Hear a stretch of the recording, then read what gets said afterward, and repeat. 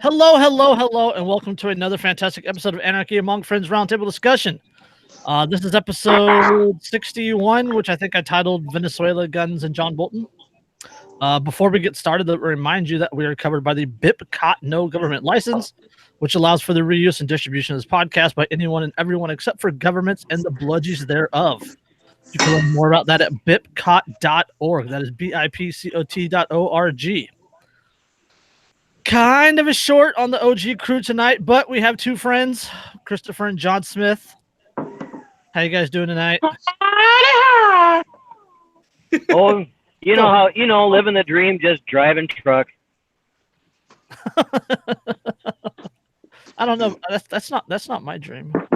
Oh, I feel like I'm living the dream a little bit more with a beer and a cigar, but it's surrounded by guns. Well, I tell you what, Andrew, when I get home, I can guarantee you that Glenn Livit's finally coming out of the lot.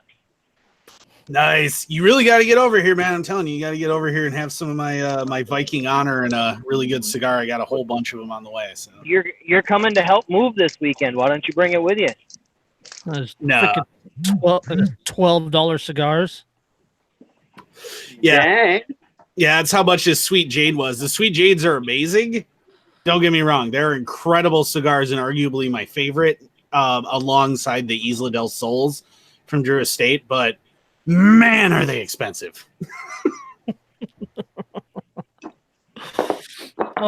So, yeah, I just kind of, this is kind of like on short notice. Really informal tonight. I don't have a whole lot of, I only have a few links. But I just wanted to talk about Venezuela and the shit that's happening. Yes, Karen. Karen, we know it's not Sunday. We're not. Hey, you know what? This is Anarchy. Literally, Karen Keener, who is literally comments on every show we have. This is not Sunday. Well, Karen, it's obviously not Sunday. I'm on this side of the camera instead of behind the keyboard like you. See, there you go. That's why we got That's true. That's true. Christopher's usually in the comments also. Yeah. Well, and it's anarchy among friends, and so therefore we do what we want. And I'm still in the process. Okay, it's all voluntary. Andrew hasn't forced me into anything. Yep. No. And John, this is John's first time on Hangouts. On the Hangouts, yeah. Is this your first podcast ever, or? Well, yeah, I'm into the embracing technology thing. For a while there, I was all Tyler Durden, burn it down, fuck them all. And I'm like, in theory, it sounds great, but in practice, no man is an island, And that's where I'm at, especially with what I'm trying to build with Made in Anarchy. No man is an island, and just because you're an anarchist doesn't mean you have to, every man for himself. No, he's mass communicating. I agree completely. I'm on that same train. So, and it's no U.S. backed coup, but I think we can make anarchy viral, from the inside out, get everybody together and. We build our build our system within the system and destroy them. Yep. That Building the Second Realm. Go read that. Building the Second Realm series. I actually, that's one for the list. I have the book around here somewhere. What the heck? You need to do a reading. Anarplex.net, ANARPLEX.net. You can get the digital through that book. Get it, read it, love it. Or you can buy it on Amazon because Shane typed it out and put it up on Amazon. So nice. Yeah. So yeah, Venezuela. I'm sure you guys have all seen it. All the videos you saw the National Guard. What is it, a Bearcat or an MRAP or whatever it was running over people. Yeah. You guys saw that video. Yeah, I almost think that was a Knight's Armament. It actually made me sick to my stomach.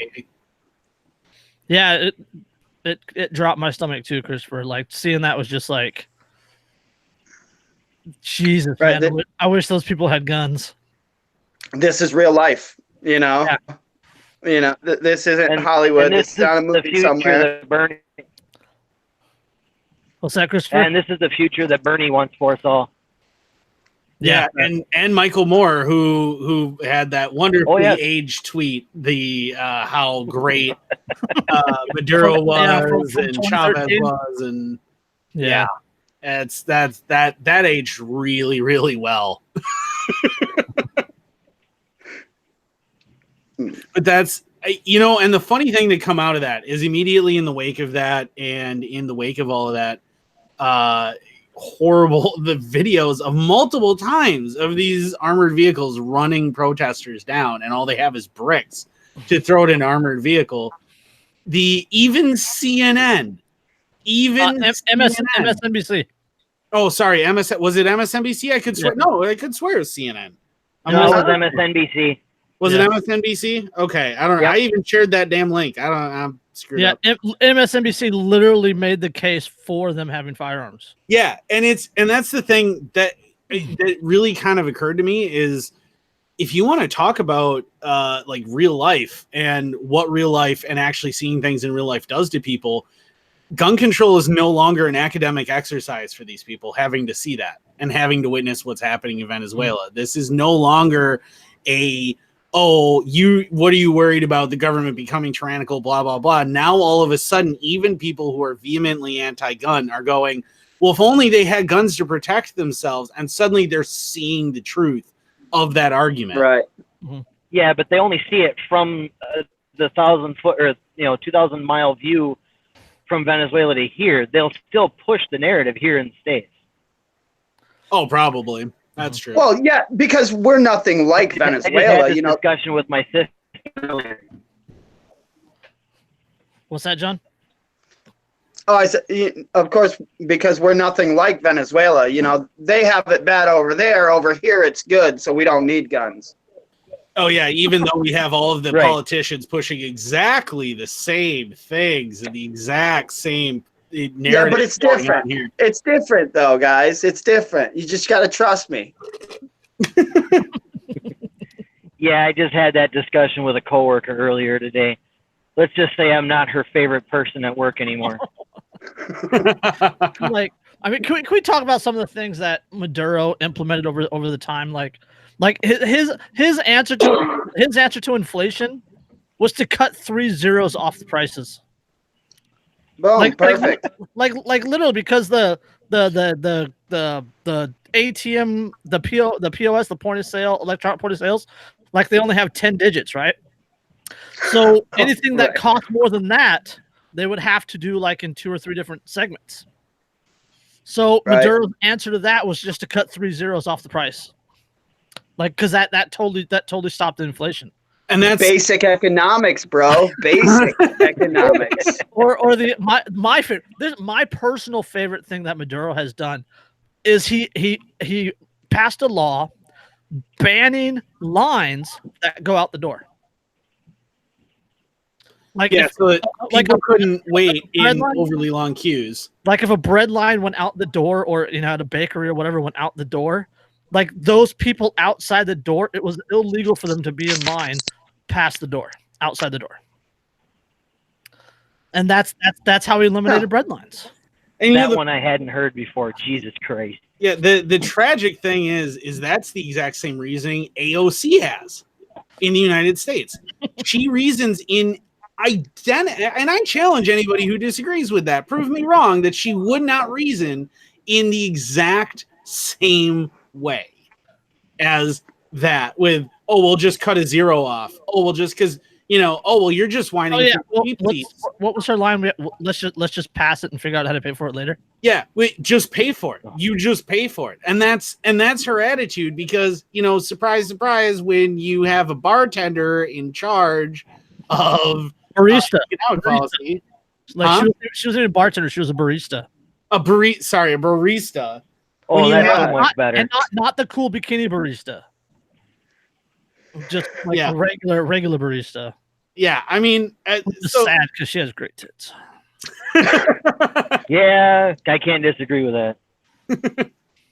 But I mean, what a surprise that when you put the coffee girl in charge of like economic policy, that she might not totally get it. I am shocked. Shocked, I tell you. Like, It's even a little more poetic that we're having this discussion on May Day. yeah, it is. Yeah. That didn't even occur to me. So, all right, I was just jumping into this article. Let's give a little backstory real quick. It says thousands of marchers protested in Venezuela on Wednesday to try and force socialist President Nicolas Maduro from power as tensions grew between Russia and the United States over the political standoff in the OPEC member nation. Opposition leader Juan Guaido had called for the, quote, largest march in Venezuela's history, and on Tuesday asked the military for their backing. But an armed forces leadership has so far remained loyal to Maduro, who has been in power since 2013. Back for reference, this guy, Guaido, or however you pronounce his name, like he's literally like our version of the Senate Majority Leader. Okay. And he's claimed to be the rightful leader of the nation. And that's the guy that the U.S. is backing. So, Right on. quote, if the regime thought we had reached maximum pressure, they cannot even imagine. Guaido's told thousands of cheering supporters in eastern Caracas, the capital, we have to remain in the streets. Under the scorching sun, supporters banged drums and carried Venezuelan flags and banners proclaiming freedom. At a different site in Caracas, some protesters, their faces covered in shirts, threw projectiles from an overpass at National Guard officers below, who responded by firing tear gas canisters. The Venezuelan opposition has often staged huge street protests against Maduro, but has failed to dislodge him despite deep economic recessions and hyperinflation. Guaido, who is head of the opposition-run National Assembly, is recognized as Venezuela's legitimate president by the United States, Europe, and others, but Maduro is backed by countries including Russia, China, and Cuba. Because of course he is. He's what a a shock. socialist. Why? What a shock that a bunch of communist countries would go, hey, no, this guy's the rightful leader. Right. Yeah. Like if you guys remember, I don't know, back to like 1973 in Argentina, when they had a communist president and the U.S. wanted him out, and the CIA went in there and trained a bunch of people to have a military coup. You guys remember that? And then they flew airplanes into buildings, and that guy threw people out of helicopters. Yeah, because that's worked out really well. I mean, military intervention by the U.S., which is strictly kept to advisors, of course, and it's worked out historically superbly with no downsides. Oh, always. Oh, they have a 100% success rate, don't they? And like we've never seen this sort of thing before. Like we've never seen the U.S. government send in people to destabilize a country economically, and cause this sort of rift between the people and the president. Like that's never happened. There's not a book about it called Economic or. I was gonna say, are you implying that there's such a thing as an economic hitman? Is that what you're implying? Because Confessions of an Economic Hitman. Like that's totally never happened, right? But the problem is most people don't know this. So to them, it hasn't. It doesn't exist, And that's where I think the education is necessary, because people, these types of United States-backed coups are going to keep happening until people start to recognize that, oh, this is actually what's going on. But, when you go from commercial to commercial and programming in between, you don't see that kind of stuff. You don't hear about it, and that's important. Yeah, what's the saying? Those who don't study history are doomed to repeat it, or something like that. Yeah, and those who do study history are doomed to sit back and watch stupid people repeat it. So either way, you're fucked. Very true. Sadly, it's almost like there was a show not that long ago about the U.S. using the IMF as a weapon or something. Yeah, we've never brought that subject up. No, not at all. No, never once. There's definitely not like a movie about how evil and horrible the IMF is at, creating destabilization and causing like genocides and things like that. That doesn't exist. It didn't star the guy who's in Shoot 'em Up. Clive Owen, that's his name. Clive Owen definitely wasn't starring Clive Owen.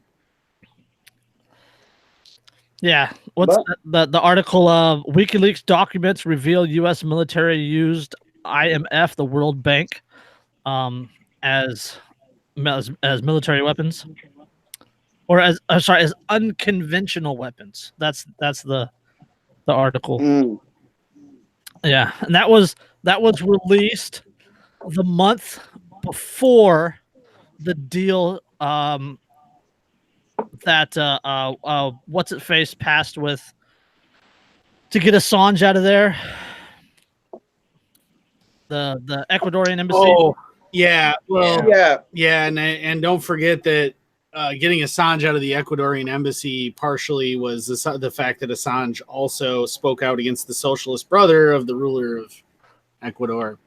Yeah, and he wasn't really particularly appreciative of that. And hey, look.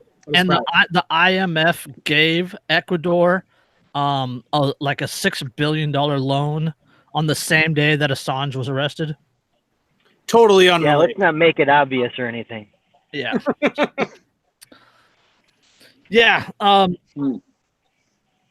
So yeah. It's no surprise. It's no surprise that the U.S. has a bunch of ties into Venezuela and everything that's happening. But another thing that is happening, Venezuelans against Maduro are hindered by a 2012 gun ban.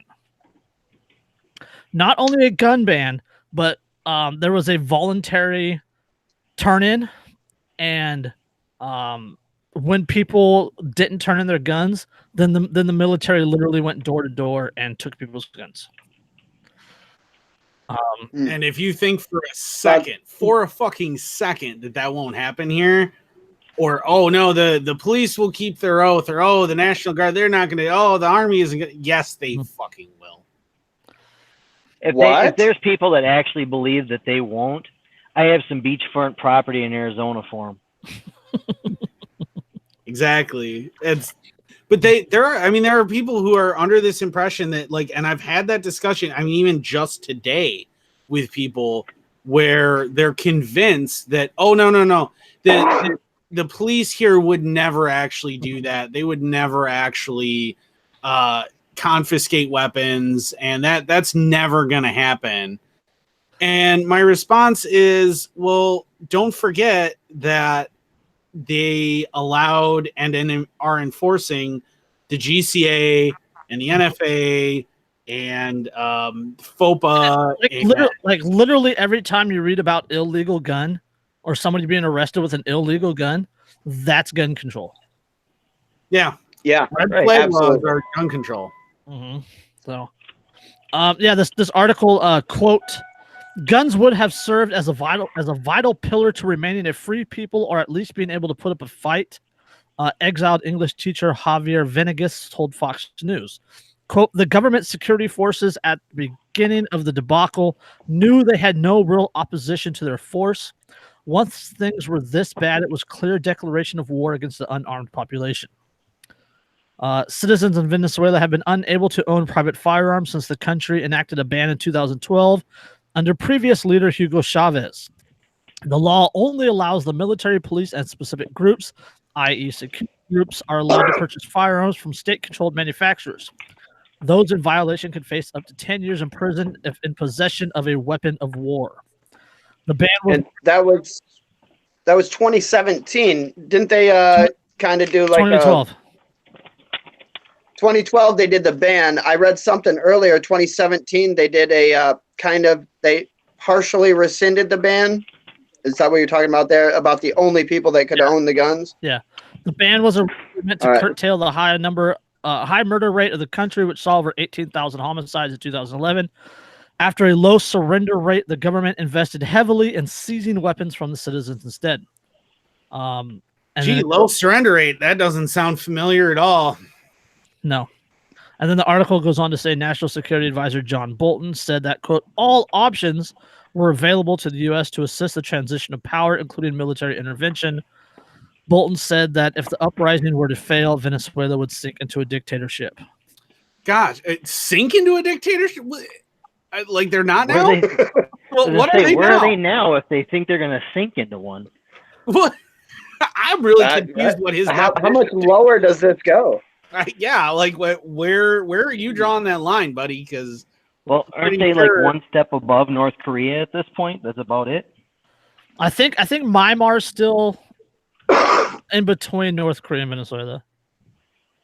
Barely.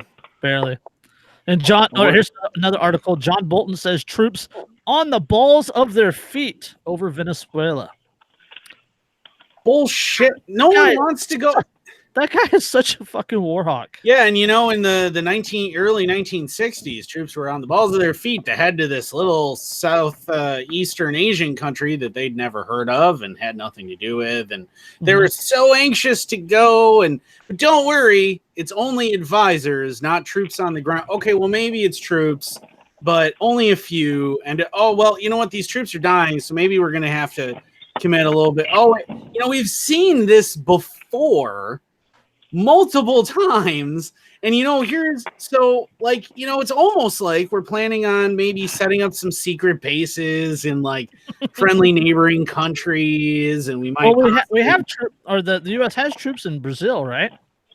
Yeah, we have a bunch of troops in Brazil that are helping the. Andrew, you wouldn't be talking about the non-existent bases in Cambodia, would you? Or Laos. I've never seen Air America. Yeah, but we would never like say fly fighter bombers from a neighboring country repeatedly into a nation that had a socialist leader and then drop a bunch of bombs. And that would never happen. And we'd certainly never commit so many troops that we needed to institute a draft and then have no clear objective or win condition. That would never happen. Not here. Not in America. Of course not. Other places I can see it happening though. That sounds a lot like something that, other places, probably the Russians. The Chinese might do that, Yeah. And it's not like we would do that while Russia was potentially supporting the opposing socialist side and sending their own advisors and equipment, and that wouldn't happen. And no, war games. They're just games, people. This isn't real life. But it happens over and over and over, to the point where it's comical for people that pay attention, and sad at the same time. It's like, here, stop me when this sounds familiar. Representative Mario Diaz-Balart, Republican in Florida, appeared on Tucker Carlson tonight on Tuesday and made a case for backing opposition in disputed Venezuela. And suggested that Russia had installed nuclear missiles in South American nation. Oh, most definitely. I think I've seen this show before. Right. But didn't it have to do with some island country in the middle, in the Gulf of Mexico? Yeah, maybe something that was relatively close to Florida, I feel like. I don't know. Is this like a reboot? Is that what this is? That's what that is. Retconned like the 1960s. Quick. Nobody Google Operation Northwoods. Yeah. That's what this is. This is the equivalent of like the DC New 52 of the 1960s. Like we're doing the same thing over again. Can somebody start doing a cover of Fortunate Son for me? Can that happen now? Because I feel like we need that. Death Punch do a cover of Fortunate Son? They might have. Pretty sure they did.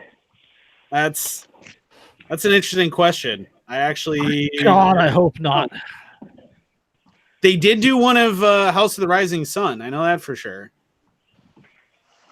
Yeah, the local station plays it incessantly. I actually don't mind their cover. The Ghost Inside covered it. But Five Finger Death Punch does have a cover of Bad Company, so. Yes, they do. Yeah. I don't mind that one, but that's me. I like Five Finger Death Punch. Sue me. Happily.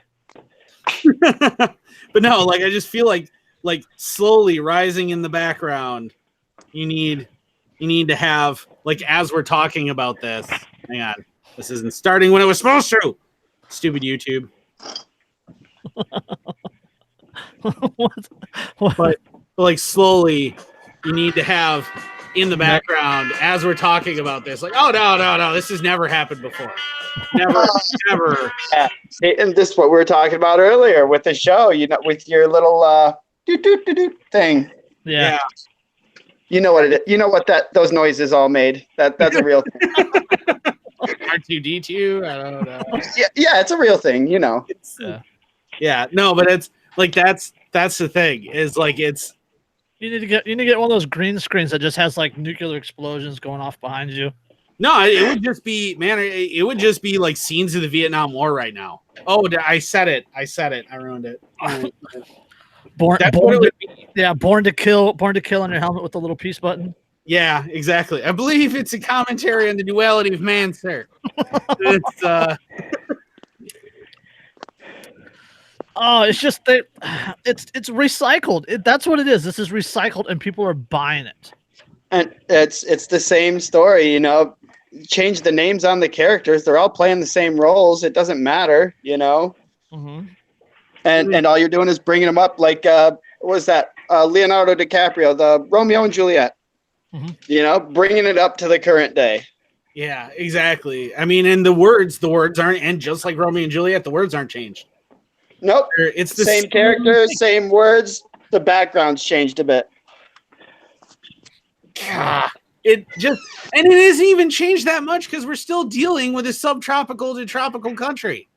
Like we're gonna wind up with helicopters full of American soldiers. Can we call this? Can we call this like Cold War 3.0 now? Is that what it is yet? It's just like, oh my god! Russia warns U.S. over aggressive moves in Venezuela. Rooters. Yeah, and the thing is too is like I really wish that I had queued up, and I should have if I thought. And had this not been as impromptu, I would have pulled up stuff like articles from leading up to the Vietnam War and just read them and just changed a few words. And like, does this sound like it could come from the news today? Oh gosh, does it? Yeah, like they did with Hillary Clinton and Hitler. I think I've seen some of the where they're taking almost verbatim. Like you could see, oh yeah, that sounds like Hillary Clinton, and it's nope, this is Hitler. We talked about that on the show. Yeah, we did. We covered an article a few episodes ago about this professor in Oregon. I think it was one of the somewhere in Portland. And he literally took like a chapter of Mein Kampf and changed some words from Jew and Nazi to like feminist and whatever else. Like that literally is he took out the white nationalists and inputted feminazi buzzwords and got it printed. Like got it printed in national accredited magazines and whatnot. And like people were praising him. And not even just printed, he got awards. Yeah, for it. Like he got serious major academic accolades for literally ripping off Hitler and just changing a couple of words. Who was this? Edison? Oh, Hitler, not Tesla. No. Again, same story, just ripping off people and getting the credit. Yeah, but he did it to prove a point, to prove the point that there's no major difference between the people who are saying stuff now and these same kind of concepts, and then nothing really changes. It's from one generation and one era to the next. The story remains the same. It's this endless freaking cycle. My kids are going to tell the same stories that I told them, your kids, so on and so forth, And it's just like the old saying. Oh, go ahead. Sorry, John. Oh, no, that's the whole apple in tree, The apple doesn't fall far from the tree, typically. I was going to say, it's like the old saying goes, the more things change, the more they stay the same. Yeah. Right? Mm-hmm. The idea that people are falling for the exact same bullshit that they fell for what, 50 years ago now? 50 years? 60? 60 almost. Jeez, Yeah. I mean, really, it's not like it's a century ago. Like, this isn't a lead up to World War I. We're not talking about Woodrow Wilson, although I guarantee you that some of the same crap that Wilson spewed to get us into World War I is some of the same crap that we're getting now. It's just, I mean, it's the same crap that JFK kept spewing. You know, and it is. It's JFK all over. Is it, you know what? Is it that Trump is trying to gain the same kind of approval ratings that JFK had? Is that what he's thinking is gonna, like, think about it. Think about the parallels, man. Oh my God. Maryland was way hotter than Stormy Daniels. But, well, yeah, but I mean, think about like, this has just occurred to me. Holy shit. Think about these parallels here. You have a New England businessman who is not self-made but proclaims that he is, with a super hot wife who has relatively limited experience in politics that manages to get to the presidency, is constantly at odds with Russia, has a new alleged nuclear standoff because of Russian nuclear missiles. Allegedly. It is trying to get us into a war in a tropical nation because of a socialist dictator that we have absolutely no business in. But he's not going to get us into a war. It's only advisors on the ground. It's JFK 2.0. Holy shit. Yeah, it's largely a propaganda based movement, right? I mean, that's what Right. it is. Like it's And yeah, and it's about, you know, the more people you can get to buy your story, this is the direction the country is headed in, or the people, or, you know, anything. It's on how well you can sell your story. And unfortunately, people aren't willing to question the story because they've been conditioned to not question the story. So that's why we're seeing that same story repeating itself, because no one wants to stand up and question it. And the people that do are, you know, they're shut down. And if you're really good at questioning the story, well, you become Julian Assange. You know, And you go to jail, and that kind of, and you disappear, and suddenly you're being waterboarded in Gitmo. and the knowledge of that keeps most people from questioning it because they fear it. yeah, that's I was talking to someone today about critical thinking, and like I said something to the effect of most people don't know how to think, few people refuse to think, and even more people are afraid to think. Right. You know, that's what it is. People are afraid to question the official narratives because so many people believe them without hesitation, or some variation of without hesitation, that it becomes the social norm. And for a person to step out of the social norm, it's very difficult for a person to do that if they don't have, first, critical thinking skills, and second, the ability, the personal willpower and the individual strength to be a social outcast. And that's the social peer pressure. That's what keeps a lot of these people in line. Well, and think about it. I mean, and there's a lot of through public schools, which are indoctrination camps anyway. Through that, you see a lot of the boiling the frog paradigm there, where, like, I can remember when I was in public school, and I questioned a lot of narratives that I was being handed, and I said, but I don't believe this. I don't agree with this. I don't think this is what happened. What you got from every single person in authority, and even your peers and everything else, and your parents, was, oh, just put down the answer that they want. It doesn't matter what you believe.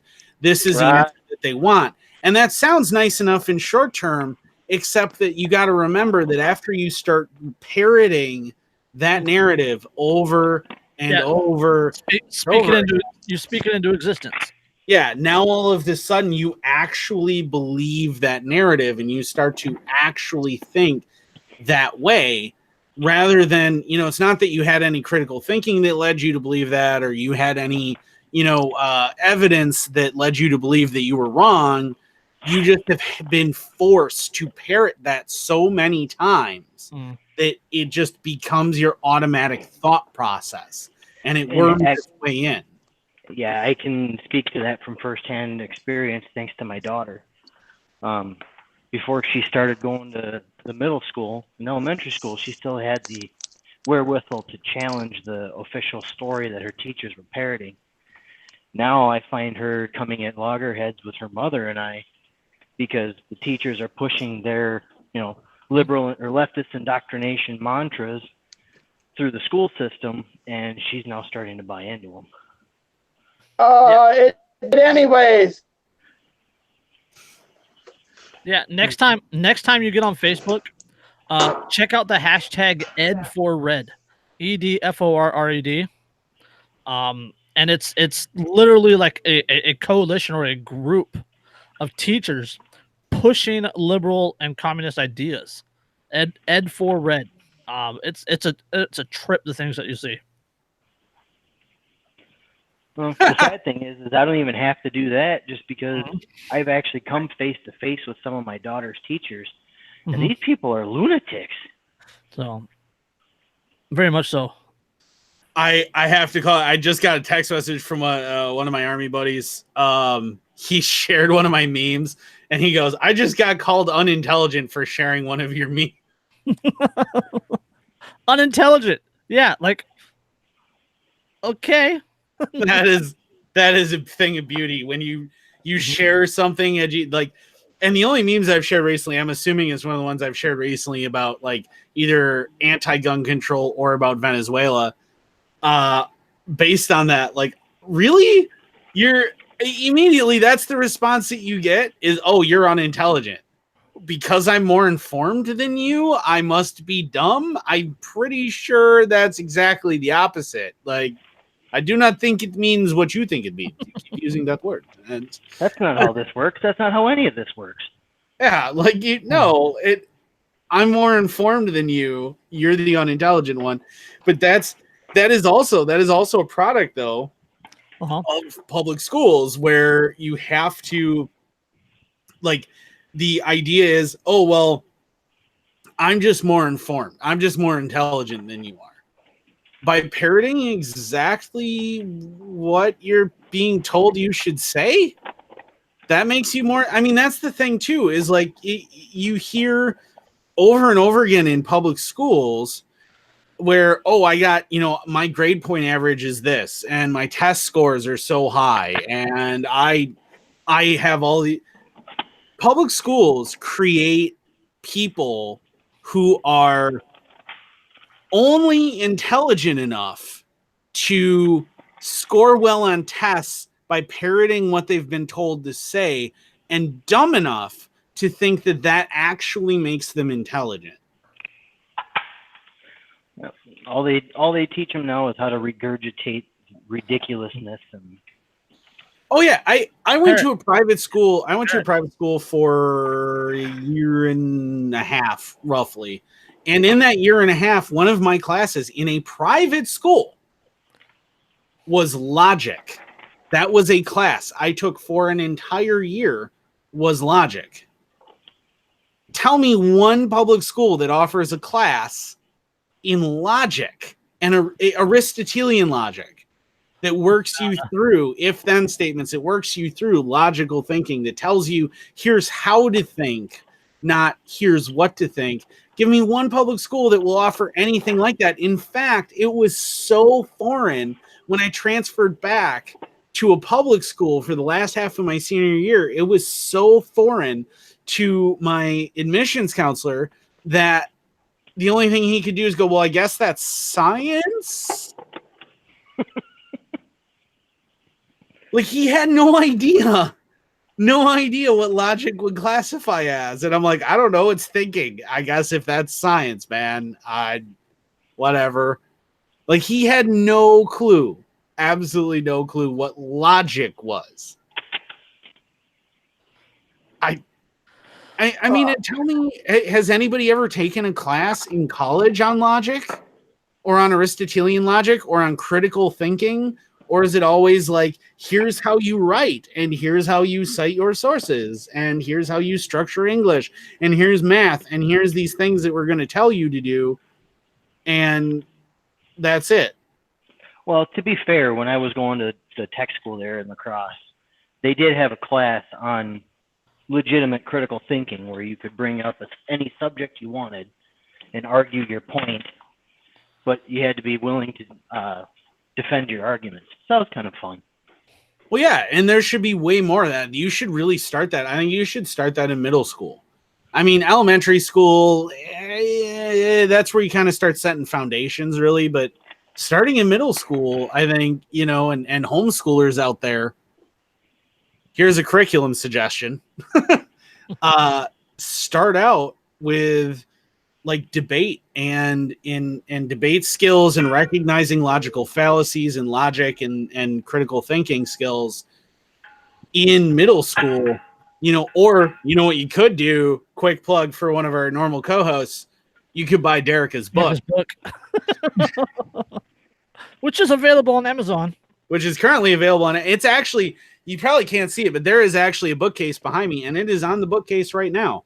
Mm-hmm. I mean, I've been through those classes. I've been through advanced classes on Aristotelian logic and critical thinking, and I'm working with Lindsay on it, and because she went to public school, she never had one of those classes. There's stuff that she's learning from it because she never got taught how to think. She always got taught what to think.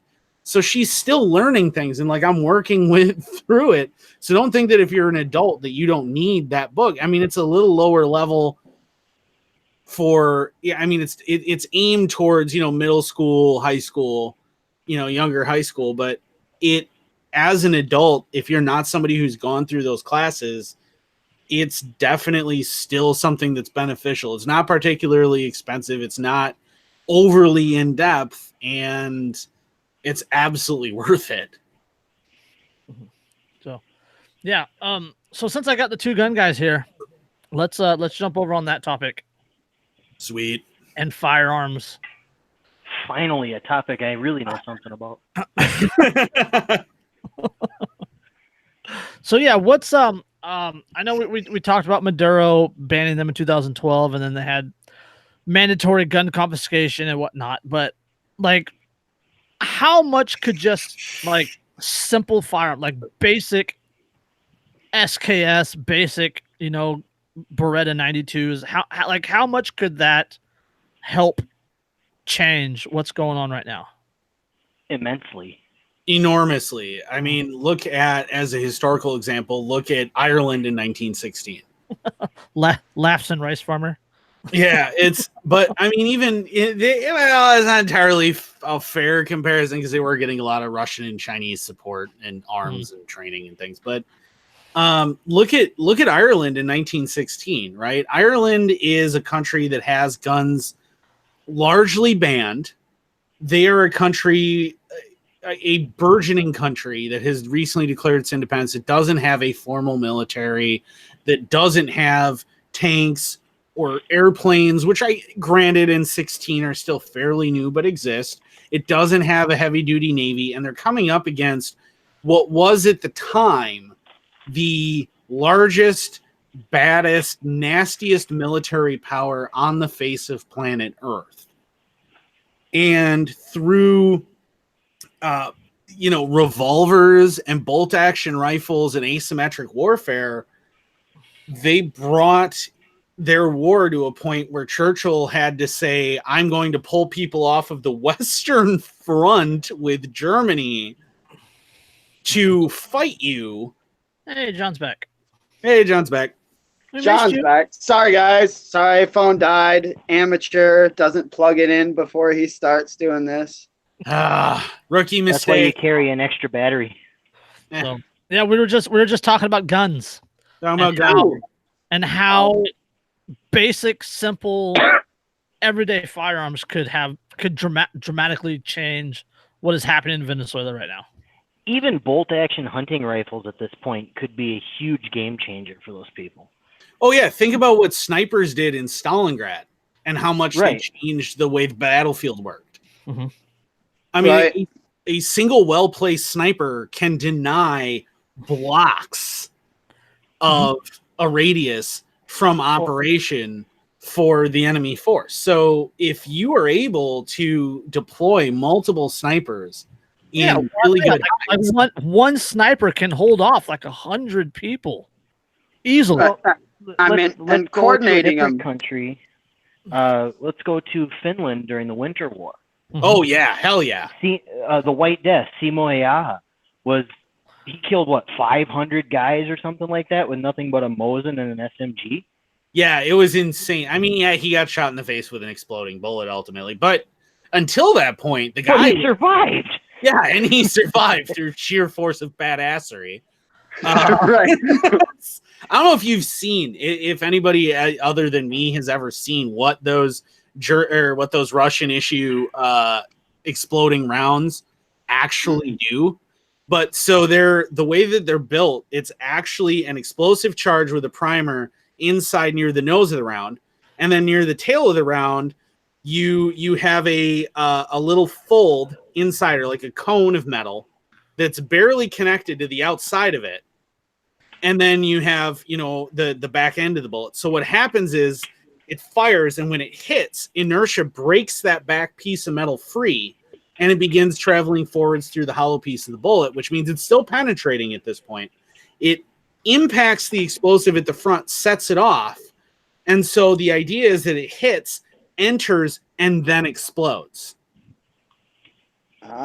So it is a nasty round. Yeah, that sounds awesome. They're still available. You can actually buy them. They're totally legal. They're old enough. They're civilian purchasable.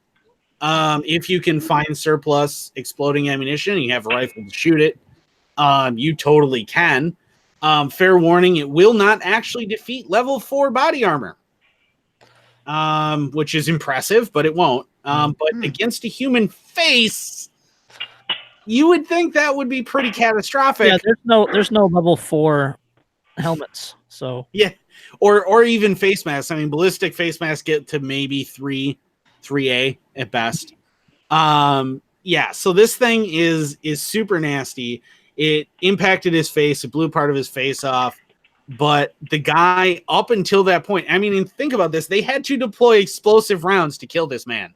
They were that fucking pissed at the fact. And then they still couldn't kill him. And they still didn't kill him. They put him out of action for what, like a couple of months? Like something like that. He was like, that hurt. Like, Jesus.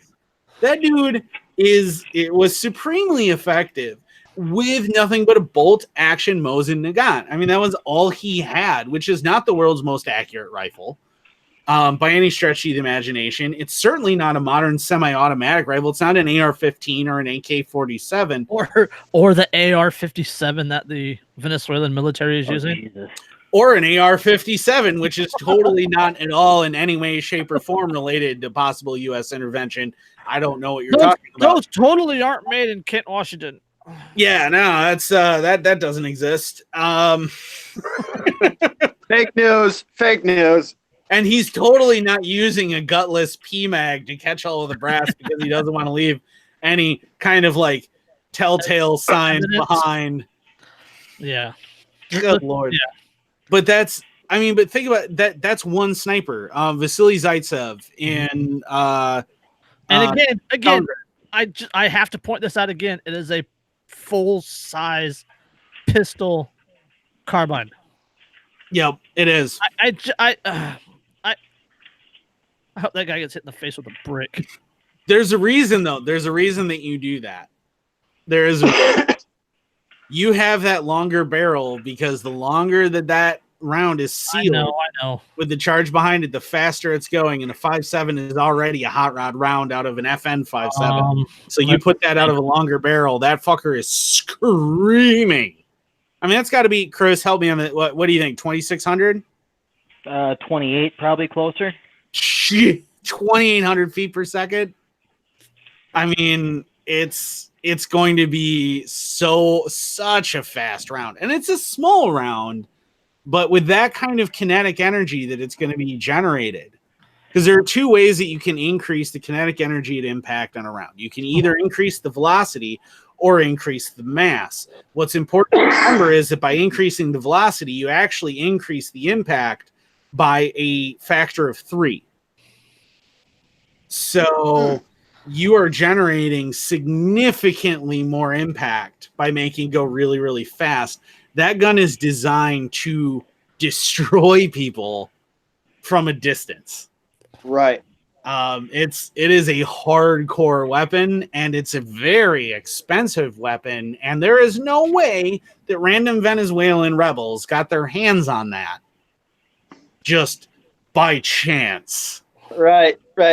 They found it laying in the street corners, Some random gun shop in the United States sold it to him because he could afford it and the import, and he could smuggle it in because civilians can't own weapons. And yeah, I can't Well, it's believe just that a you're logistics suggesting our issue. government would do that, man. I can't. I know. I'm looking at the 5.7 with the full barrel, looking at 2,550 feet per second, hitting with 330 foot-pounds. That's 330 foot-pounds. That's got to be what? That's 308 territory normally. Yeah, that's a pretty good Yeah. hit.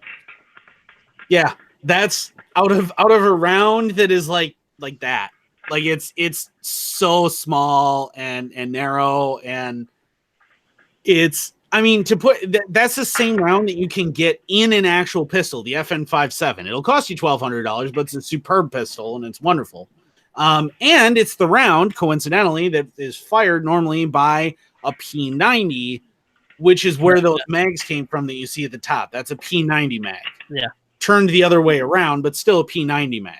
So the rounds come in horizontally, they turn 90 degrees, drop down, and then are fed in by that upper. Yeah, leave it to the French to design something like that. Yeah, according to the manufacturer, the unit, which is the rifle plus 250 round magazines, sells for $1,099. So you're telling me, I mean, by trying to pretend that this isn't U.S. intervention. Yeah, from Kent, Washington, by the way. It is manufactured by AR-57 LLC of Kent, Washington. And yeah, so what you're trying to tell me by saying no, that isn't the U.S. that a person who has to eat zoo animals to survive in a socialist nation that has banned all civilian ownership of guns has managed to afford to buy $1,000 upper, just the upper, not even the gun, just the upper, and an AR lower, ship them all the way down, and then have them smuggled in. Plus, he has enough rounds to make it even remotely viable. And you're expecting me to believe that all of that happened. Just with the totally 5.7 round, it's not exactly cheap either.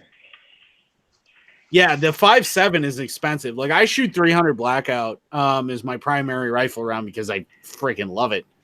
And that ain't cheap, man. Like 300 Blackout's expensive. It's $1 a round, pretty close, and a little bit over sometimes, depending on the round I get. 5.7 is still more expensive. By a wide margin, you're talking like $1.50 a round on average. Yeah. Yeah, we're losing you a little bit, Chris. Oh, sorry. You're talking $1.50 a round for anything resembling good ammunition. Okay. The U.S. dollar to Venezuelan, so $1,099 U.S. to Venezuelan bolivars. Now this is the quote official exchange after Maduro chopped off 3 zeros. It is 10,976 bolivars. Chump change. Yeah, what's the current minimum wage in Venezuela? Like 210 or something like that, 215. It's probably less than that, I would wager. Yeah. Yeah, bull bears are about 10 to $1 on the official exchange. We know that's not legit, but I can't. I mean, and you want to expect? No. It's just it's not boots on the ground or anything. It's purely advisors, and we're just looking to do whatever we can to help those people out. It's not like we want the enormous oil reserves that make that country the most resource-rich nation in the Western Hemisphere or anything. The We have no interest. Venezuelan minimum wage went up by 300% in January to the equivalency of $6.70 US. So A month. imagine A month, by the way. Oh, a month. Oh, okay. Oh, a month. $6 a month. $6. Yeah, I thought that was a day. $6.70 US a month. So You get excited? I mean, imagine you make $6 a month, and somebody says, "Would you like to buy a gun that is worth like literally the rest of your life worth of labor?" Right. Which child are you willing to sell for this rifle? Jesus, I mean, and the thing is, Okay, that would take 164 months. Huh. So or 13.7 years. Yeah, I was gonna say, so like a little over 12 years, so 13.7, so almost 14 years of your life. Do you want to work for this single gun? And that is not including ammunition or the AR lower for that to go on. Yeah, or the badass freaking red dot that was on top of it. Yeah, or the red dot, which is, I think, I don't remember the pic. Was it an aim point? I think it was aim point. Yeah, I think it was an aim point on it. And the way that guy was handling it, he knew his way around a weapon. I'm gonna hazard a guess that there might be somebody whose logo may or may not include a trident involved in this one. At that particular, what's his face from Blackwater said that he'd love to send some people down there. Dude, and see, that's the thing, too, from an anarchist perspective. If you have a PMC, a private military contractor, and you're invited in, more power to you. Mm-hmm. Do it. Go do it. Do it pro bono. Do it, on a loan basis. Do it for land, whatever. I don't care. But, man, if you got a PMC, go for it. That's cool. I got no problem with PMCs from an anarchist perspective. The concept, not necessarily how they operate currently, but. Okay, all right.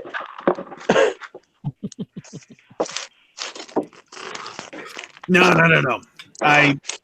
Although I got a job offer from a PMC that I'm not going to say on air, but I got a job offer from a PMC a little while ago, and it required an above top secret clearance that I can't get back. Can't imagine why. Hey, Anarchy among friends.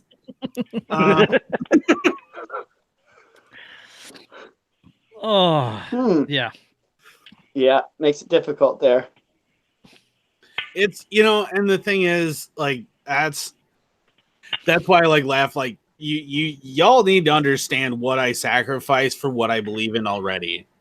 Like, every possible job aspect or job offer that I ever could have gotten and made real money on is gone. It's all gone. Right. Because of what I believe in, because of what I'm voicing and what I do. It's never going to come back. That's it. It's gone. I burned it all to the ground. But I couldn't keep doing that knowing what I know. Anyway, so. Right. Right. It was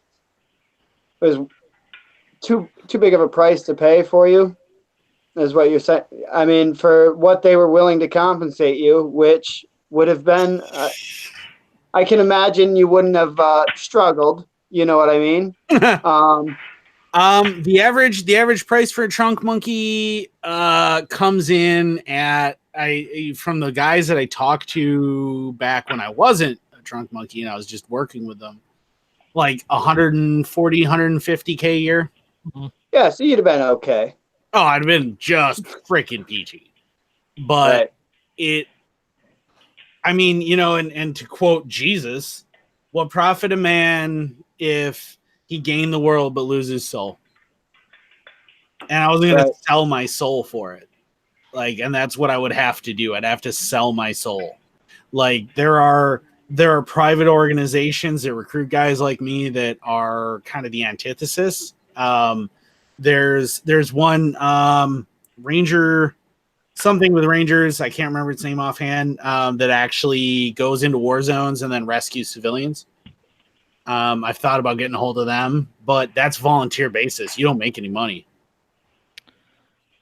Yeah, you'd have to be sponsored or something to do that. Man, you keep me supplied with beer, cigars, and a steady supply of Monster Energy, and I'm capable of great terrible things. That's what you just need to become like an Instagram model, and then you start getting free bang. Dude, I just bought like a flat of Bang, like an entire like 24 like case of it, because I discovered that it's got 300 milligrams per can. Some gun bunny somewhere thanks you. So Andrew, you're telling me you don't want to do a case wars? No case wars ever again. I have learned my lesson. It took repeated mistakes, but I now know that a case war is a bad decision. So I found the picture. I can't find the site. I don't know if it's an aim point or a Leopold. Can't really see the marking or nothing on it. AccuPoint. Oh, you know what? That almost. If Chris, back me up on this. Look at it. I don't know. Maybe. Do you think that that's a Spectre? It's not. It's not an Elcan. That's not an Elcan. Because hang on. No, it has a. Let me see that again. A little solar panel on top. For the tritium. It looks like an aim point from that. See, and that's without me going back and looking it up. Yeah. It looks like an aim point. This is an Elcan Spectre, the original Spectre, not the new one. That's an original Spectre. That literally costs more than the This actually let me cover up the one missing adjustment screw on it, because otherwise it's embarrassing. Yeah, this is worth about as much as your average AR-15 on its own. Easily, like you could get an aim point brand new Trigicon RMO. No, it's bigger than RMO.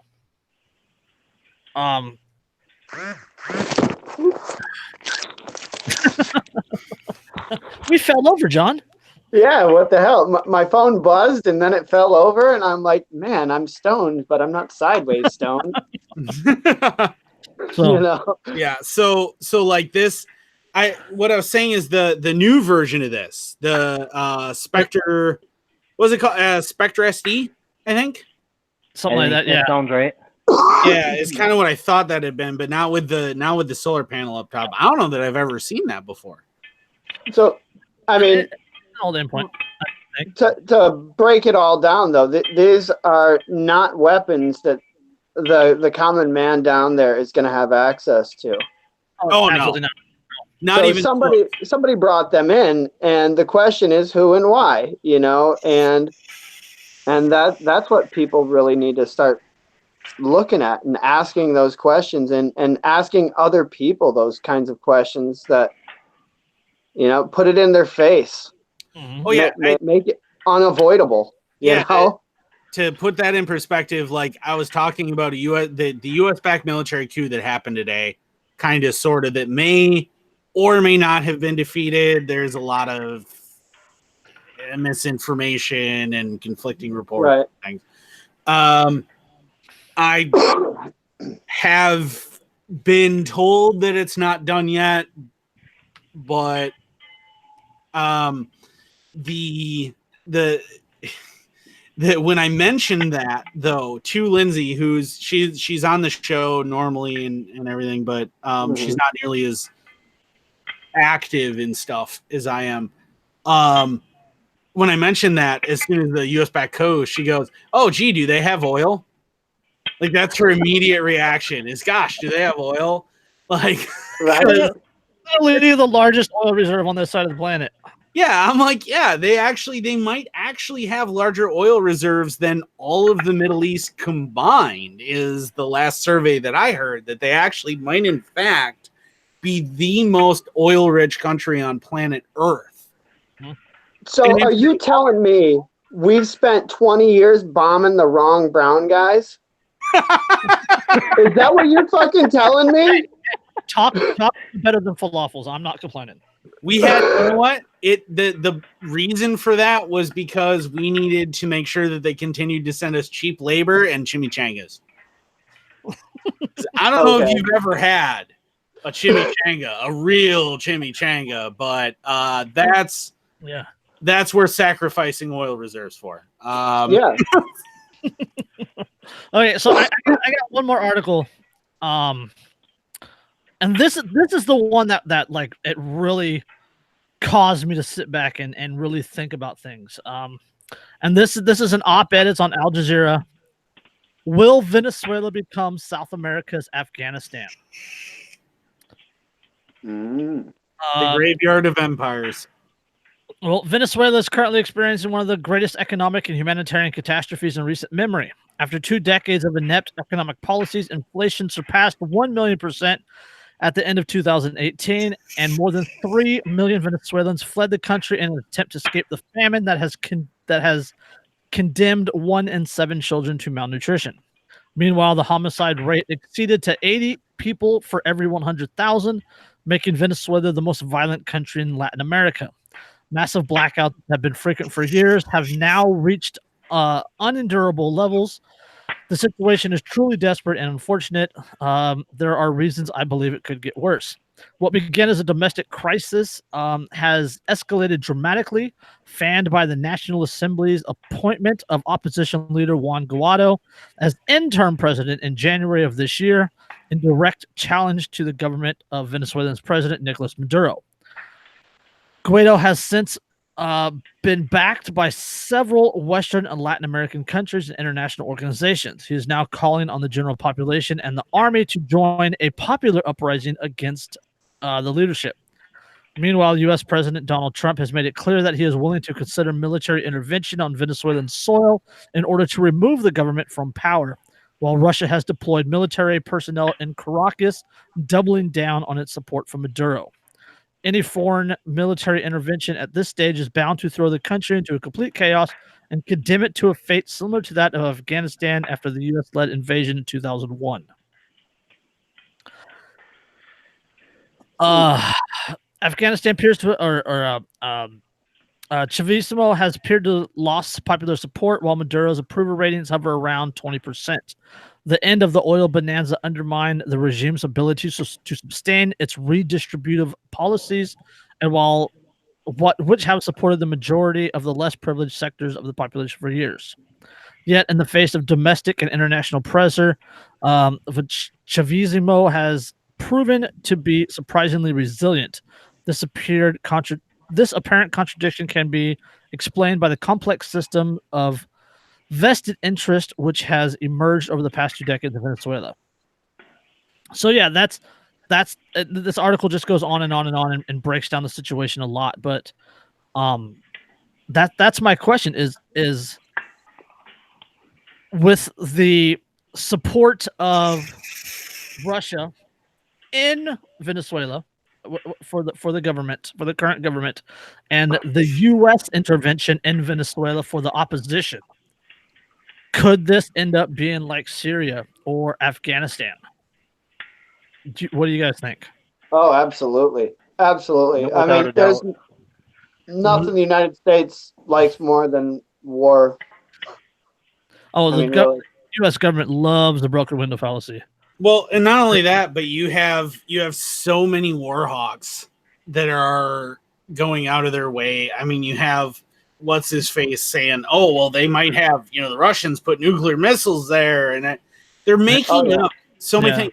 You had people honestly claiming that Iran, not that long ago, that Iran was putting troops in Venezuela, as if The U.S. The U.S. just issued new sanctions on Iran, by the way, also. And so you have this narrative being driven that, oh, they're responsible, they're evil, they're being backed by these evil bad people. It's so transparent that this is what they're doing. They're setting up for I don't even think it's going to be Afghanistan. I think it's going to be the Soviet version of Afghanistan, which was Vietnam for America. That's what it's going to be. It's going to turn into this endless struggle that just there's no goal, there's nothing else, and all we're doing is trying to secure this nebulous concept, which has no win condition. I mean, democracy. And as you were reading that off, the first thing that came to my mind was Nicaragua. Oh hell yeah!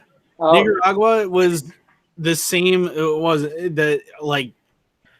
the same kind of. Oh, it's Iran, and that we need to worry about, and we need to back these rebels. How did that work? I don't believe that played out any better, did it?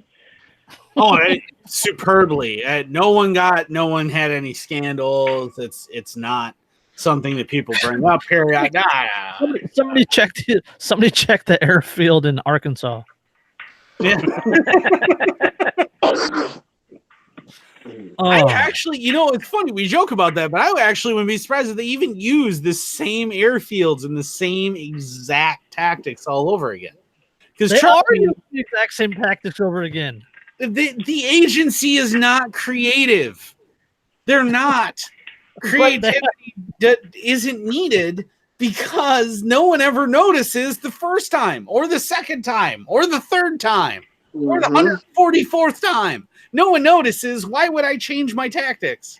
Right, because I've got you distracted with what the next movie is or the video game or the sports, you don't have time to question me. Presidential election?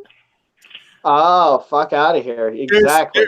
The crazy Uncle Joe, the child molester, is running, and maybe we have this billionaire who wants to give you all $1,000 is running, and by the way, we also have this crazy old guy who occasionally rants at clouds running, and and by the way, hey, no Endgame spoilers.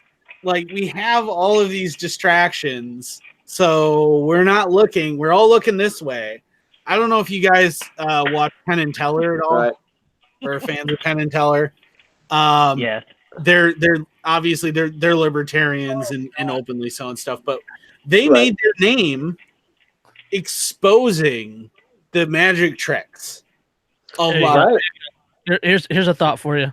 Memeing is the new fiddling. Yeah, as it burns, we create yet another meme. That's memeing is the new fiddling. I'm gonna have to create an alter ego of Nero at this point. It's or Memero, maybe. That's but I mean, think about it. It's all of this sleight of hand. There's a trick that they do, that Penn and Teller do, where they're walking you through it, and they're doing it very quickly. But at one point, they have the sign guy. Which one is that? The one who doesn't talk. Teller. So Teller walks to the left of stage as Penn is telling you, and he is actively telling you what he's doing. Mm-hmm. And he says, and then he walks over here and holds that up. This is called sleight of hand and distraction. And everybody looks, or misdirection. That's what this is called, misdirection. And everyone still looks. You still look at the guy he specifically just told you don't look at. Right. He's distracting you. You still look. And then he does things, and it's still, even as he's explaining it in real time, as he does it, it still seems like magic because you were still distracted when the switch was made. And that's exactly what the government can do is they go, oh, hey, we're distracting you. And they can even make it super obvious. And the audience is still going to go look at the guy holding up the tennis ball on stage right. They're not going to pay attention to the guy who's openly and doesn't even have to cover up the fact that he's changing out the apple for an orange on stage left. They're never going to notice that because they're all focusing on the guy off stage right. Even though he specifically just told you, don't look at that guy. It doesn't matter. Mm-hmm. Well, and that's, I mean, we've all done it. We've all watched the news and said, why is this news? You know, and that's because that's the airtime that could have been used to tell you about what was really going on. Yeah, but the news is a business, man. They're in it to make money. They're not in it for the truth. Yeah, people who are in it to make money or to not make money and tell the truth wind up going to prison. Yeah. Right. After hiding out in foreign embassies.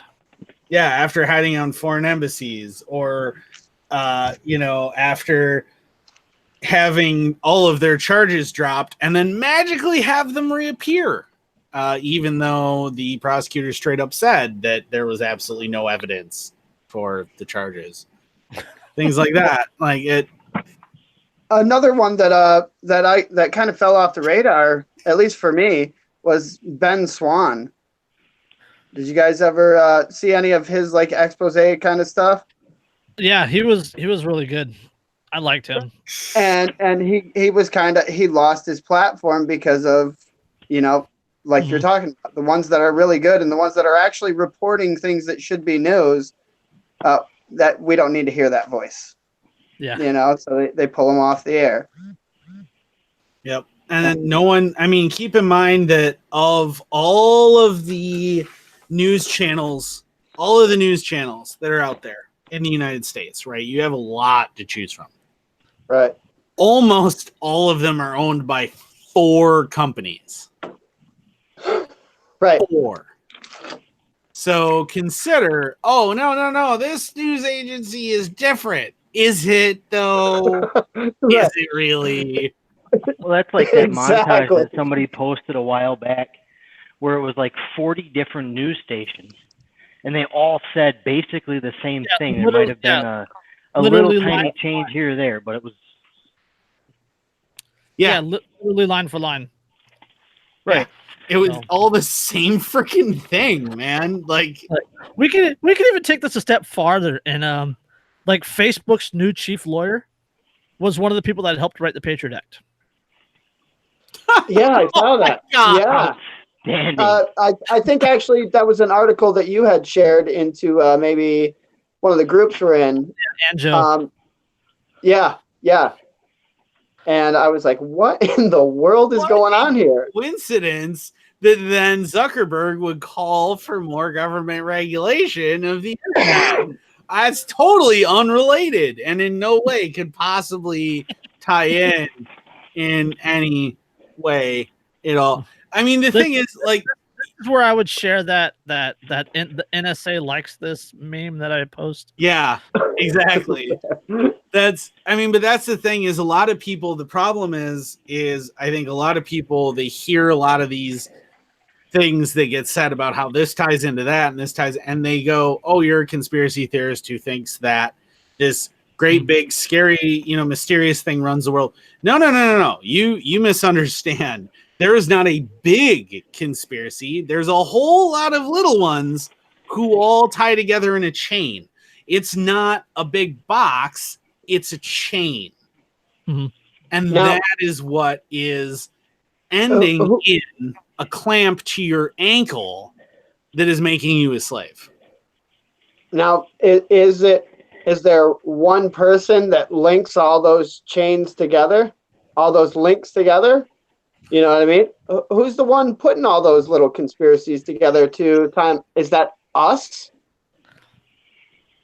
Or is there a separate person, like the was it the Rothschilds or Bilderberg?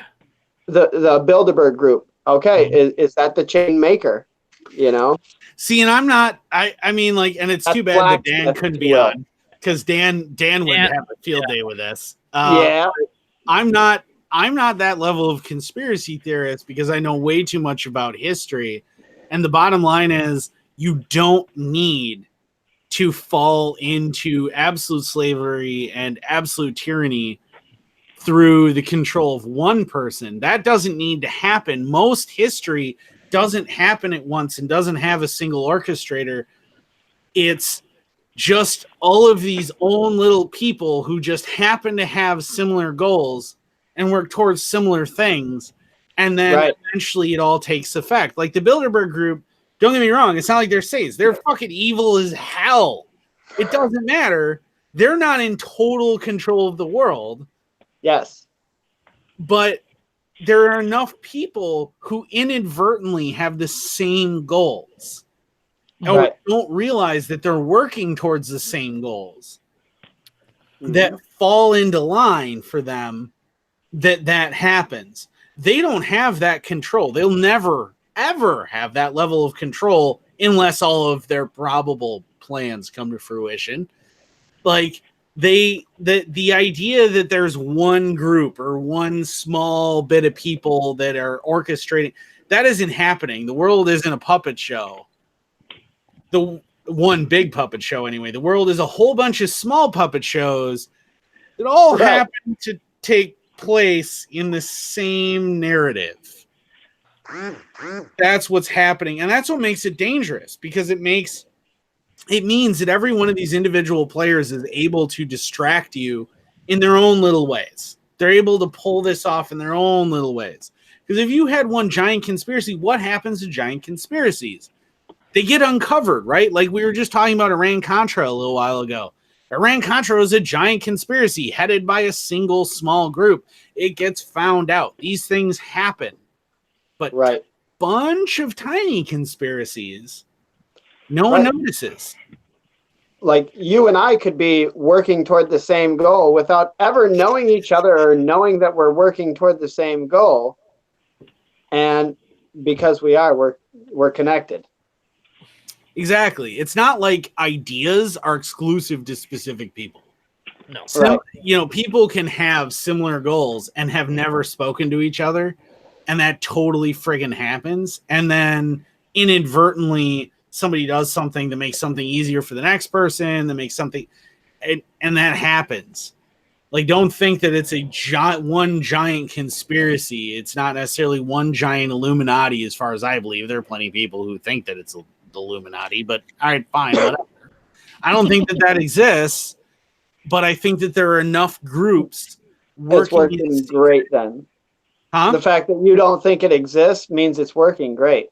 Well, see, and there are plenty of people who would say that.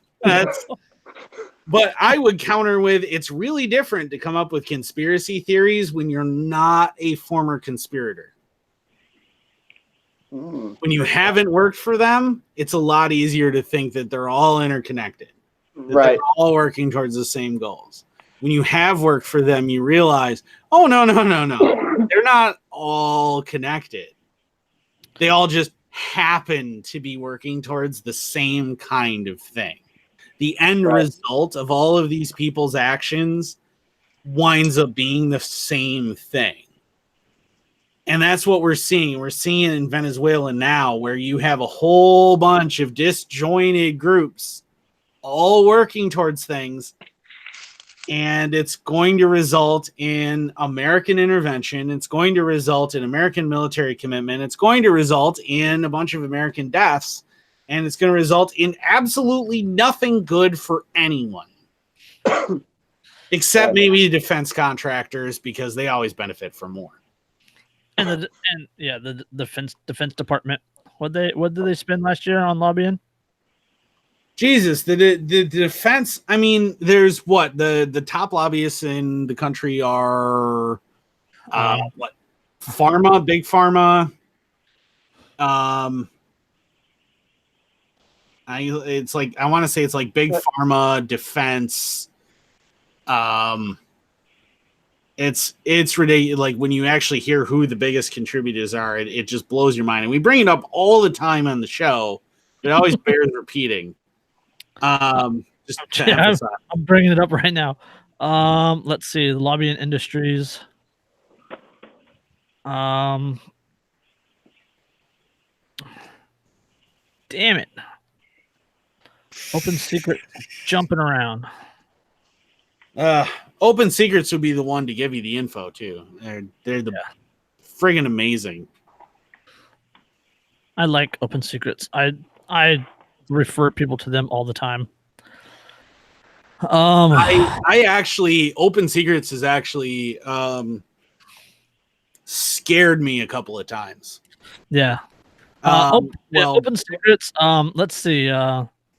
This year so far, number one is pharmaceutical at 85 million, and that's twice the number two at insurance. But this year to date, the defense and aerospace has spent $17 million on lobbying. That's as of April 25th. So 4 months in. 4 months in. That's how much they've spent. Like, if you're under the impression that the Defense Department and their people who supply them with weapons that they do business with don't want war. Since 1998, the aerospace has spent $1,149,049,379 on lobbying, on registered lobbyists. Because they're slipping shit under the table. Well, of course they are, because otherwise, how would all of these senators and things suddenly magically wind up millionaires? I mean, I saw somebody the other day ask, "Is it AOC a millionaire yet?" Because she probably is now. She went from barista to millionaire by getting elected to Congress. How does that happen? Here's one for you: oil and gas. Oil and gas has spent $34 million lobbying this year already. So that's a lot of money spent on lobbying just this year alone. So, boy, you could buy a lot of with $34 million. A whole bunch of custom ARs. That's true. I wonder how many Americans own parts of. Well, I guess you don't need to own if you have an American-backed candidate like Guido or or whatever his name is, and then you jump in there and get some of those contracts. What was that movie? I know Shell. I know Shell has a piece already down there. I know Shell has refineries down there. What was that movie with Sandra Bullock where it was very Confessions of an Economic Hitman-esque. Crisis is Our Brand, something like that. Where she's the runs the campaign for the guy. And that was a true story. And that was based on a true story. It was based on a thing that actually happened, where a bunch of American consultants go to a Central American country to push the candidate that the IMF and Western kind of first world people want, and use tactics they learned in American politics to get this guy to win. And then immediately a World Bank comes in. That's a real freaking thing. Like, you don't need to own portions of Venezuelan oil. You don't need to own bits and pieces. You just need to be able to benefit from them somehow. And that's your incentive. Yeah, it's based on a 2005 documentary film of the same name by Rachel Boyton. It's a fictionalized account of the involvement of American political campaign strategist Greenberg Carvel Shrum in the 2002 Bolivian presidential election. Yeah. So that's when you watch that movie, like, if you get a chance to watch that movie, understand that fucking happened. Like, right. That's that a little bit of it's dramatized and things and for cinema's sake. But people actually fucking went to a Central American country and manipulated their fucking election. Like, Russian interference. Yeah, I was just gonna say. Yeah, exactly. It's probably the Russians. But the Russians may have used paid trolls. And again, I want to point out, you guys get paid? Yeah, I'm like, what the fuck? Hey, that's I'm not You can fair. really use that money now too. Huh? Right? I need reparations or something. Yeah, when I got called a shill the other day, and I was like, man, I wish. Are you fucking- Show me the money. yeah, holy shit. Help me help you. I mean, yeah, that's Jesus. I can only imagine the amount of fun those people were having and making money doing it, if that was a real thing. But I mean, these people were actually there. They're actually in Central America. So, like, American companies sent Americans to go manipulate foreign elections for the benefit of first world interests. Mm-hmm. So, is it a stretch to think that all of this stuff in Venezuela has been almost entirely orchestrated by American interests sending people to a Central American country for first world interests? Yeah, I mean, it's the dots aren't too far apart there to have to connect. You know what I mean? You can see the picture. I don't I shouldn't have to break out crayons, you know? That's Unless None of you're us are hungry. Marines, Andrew. It's okay. In the Marines, I'd be talking much slower. And do you see your briefing? Sound it out. That's. I should for background. I was Army group. Chris was Air Force, and there is no love between branches. So Nice. Well, Andrew, you gotta put that in the proper context. There's no love between branches when we're not in theater.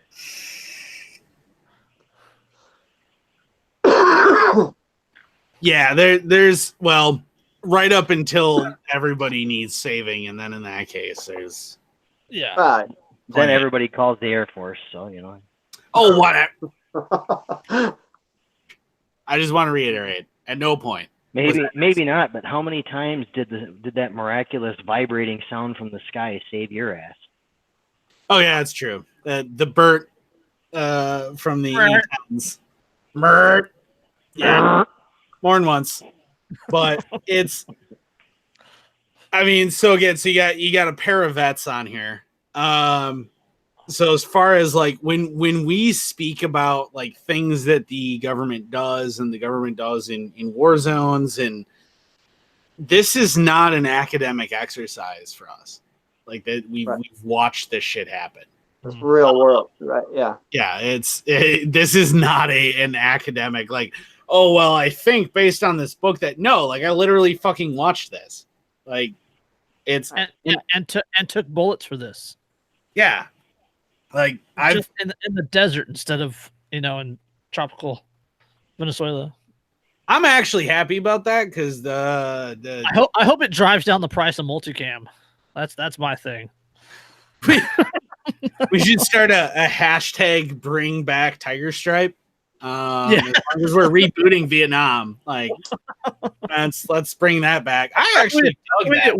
That's what we should do. We should start a petition, get 5 Finger Death Punch to cover Fortunate Son. I like 5 Finger Death Punch, but Ivan's left them, and I don't necessarily want to hear them do anything else ever. But I mean, I would be interested in how they play that one. That would actually poorly, like everything else they play. Whatever. Hi, Luis. Hey, hey guys. Got another one. What's up, brother? What's up? We were just talking about Venezuela and how they're literally following the playbook. I'm sorry, the U.S. intervention is literally following the same playbook that they have in Afghanistan and Iraq and Vietnam and it's pretty obvious for anyone that's paying attention. It's like they lied about all of those places, and Mhm. now they're doing it in Venezuela, and people are still like, "Bebop, yeah, you're right." We have a U.S. member of the House of Representatives in Florida claimed on Tucker Tonight last night that Russia hid nukes in Venezuela. It's like they. I mean, and people fall for that, really? Is Yeah. there? I gotta ask: is there possibly a small inlet, a bay, if you will, that might in fact within Venezuela be named after some sort of cloven hoof animal? It's just Bay of Javelinos. yeah, like it's what I just like is there I don't know the Spanish word offhand for bay. I wish Luis, I'm sure you do.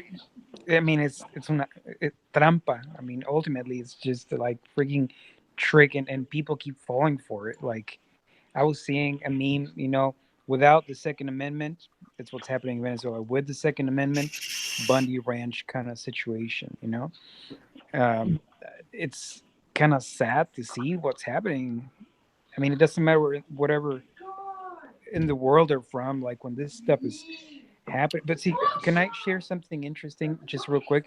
One of my friends is a banker, and he showed me a letter that was signed by Barack Obama that was saying something along the lines of like people were not allowed to trade with Venezuela, and if anybody did, they will be deemed like enemies of the state as for like treason. So it's not just socialism that's taking place here; it's part of imperialism from the U.S. government.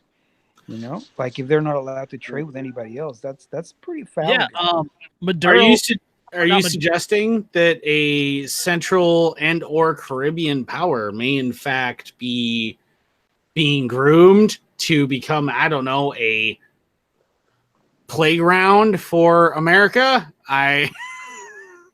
Yeah. If you guys remember, I think it was like 2-3 years ago, like Venezuela created a cryptocurrency like based on their oil reserves, Right. and the U.S. government said that if you at the executive order, I think the U.S. government, the president, did an executive order banning Americans from buying this cryptocurrency. I didn't know, Really? but I'm not surprised. Wow. Yeah. Yeah, I gotta look that up. Yeah, You only get to use your money in ways that are deemed appropriate by your overlords. Thank goodness Please for do not VPNs. question any of these decisions. Right. You spend your money at the company store, and that's it. It's like, no, we're going to tell you where you can spend your money. We'll pay you for your work, but you have to give us the money back. West Virginia, who? That's that's what you saw in West Virginia. You saw that constantly in the early part of the 20th century in West Virginia, where you had coal companies who would build towns for their coal mines, and all of the stores were owned by the company, the gas stations, everything. Mhm. And they were the landlords for everybody. So all of your rent, your food, your gasoline, everything came from the stores that belonged to the owners of the company. Yeah. So this was February of last year, February 23rd, 2018. President Donald Trump on Monday signed an executive order barring any U.S.-based financial transactions involving Venezuela's new petro cryptocurrency, as the U.S. officials warned it was a, quote, scam by President Nicolas Maduro's government to further undermine democracy in the OPEC country. That's crazy. Yeah.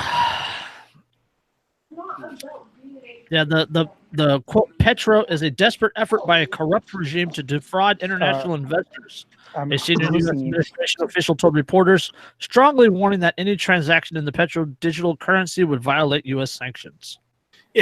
It's the es todo para su mejor interés. It's all in your best interest. That's like no. It's for your own good. No, you want to do business with those people? Don't do that. Don't do business with a non-government currency ever. It's okay. Right. Let this. It's safer with us.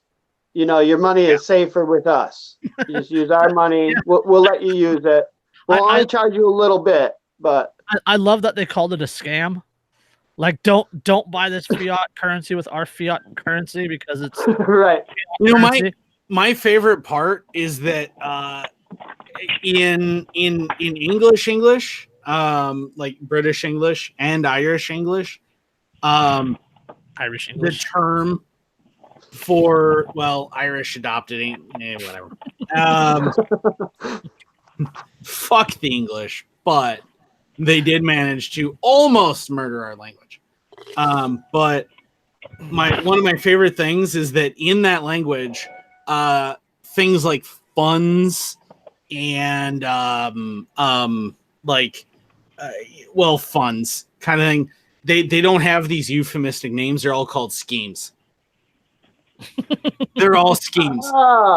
And it's so great. I love that that's the case. Everything is a scheme. So, this guy is the head of the national trust scheme, and it's all schemes.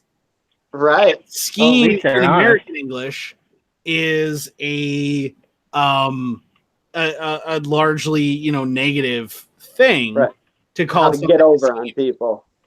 Yeah, and I think that's an interesting linguistic quirk that they at least acknowledge that everything is the same kind of manipulation, and it's a scheme. It's just some kind of an idea that we're gonna manipulate this and we're gonna do this. I appreciate that. I appreciate that they at least do that, and I think English in America could use that term more often to call things a scheme.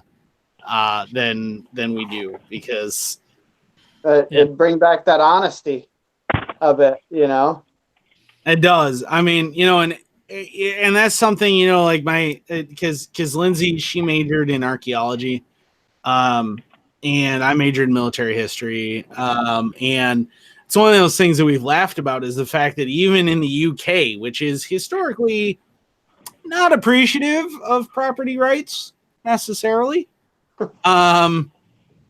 Even there, if they find something of significant historical value under your property, they can't just take it.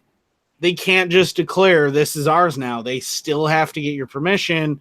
They still have to pay you if they want to declare it a national monument. Even if they declared a Schedule 1, was it Schedule 1 historically significant place, something like that is the term. All they can do is tell you that you can't modify it, and that's it. So, hey, we got about 15 minutes left, but I want to get one more thing out there, and I want you guys' 2 cents on it. What is your thought on the likelihood of corporate interest backing this sort of revolution in Venezuela? Like we have Shell that was nationalized, Kellogg, Coca-Cola, like a bunch of like large international companies that were down there, were taken over and nationalized by Maduro, and like the corporate heads were arrested or thrown out of the country. So, what is your 2 cents on that one? Well, I'm gonna agree with what Andrew said earlier. It's almost to not believe it would be naive. These corporations, especially if you've got somebody just kicking you out and taking all your shit, you're gonna want to get it back. Mm-hmm. And that's one of those small conspiracies. Hey, he fucked you over too? Okay, well, this is what we're going to do. Oh, they fucked this guy over too. And then they all get together and organize something to assist the federal government. To kind of go along with that same track, who's to say that they're not already trying to do that and benefit off of it by like positioning themselves to drop AR-57s on the ground for rebel fighters and that kind of thing. I mean, the corporate interest in a country that has the potential to be as wealthy as Venezuela once was, there's a lot of money there for those corporate interests to rake in if they can just get back in the market. Right. Mm-hmm. And to that effect, I mean, coming again from a historian's perspective, in World War II, once war was declared between America and Germany, Coca-Cola couldn't do business in Germany anymore, being an American company. So Fanta was born. Yep. And Fanta continued to operate in the same factories, doing the same kind of things with different ingredients, a different formula, different flavor, arguably better than Coca-Cola had. The moment that Nazi Germany capitulated and surrendered and the Americans took over Germany, Coca-Cola absorbed Fanta back into its corporate umbrella. The moment that happened, they said, all of your formulas, all of the work you've done, that's ours. And furthermore, once everything was said and done, they sued the people who had run Fanta for all of the profits they had made on all of the soda that they had sold prior to the capitulation of Germany. Yeah, we got a comment that says ExxonMobil was the big ExxonMobil, world's biggest company, was kicked out of Venezuela by Chavez. They sued him. Chavez had to pay peanuts for their equipment. There's a lot of oil, so like Shell and Exxon, like they can make a lot of money by getting an American friendly. Well, president. And if I'm not mistaken, Exxon has their own essential paramilitary force. So there's your trainers right there on the ground in Venezuela, potentially trying to get access to all those oil reserves that they used to have access to. right. I've seen job offers from Exxon to come work for them. I know guys who do work for them.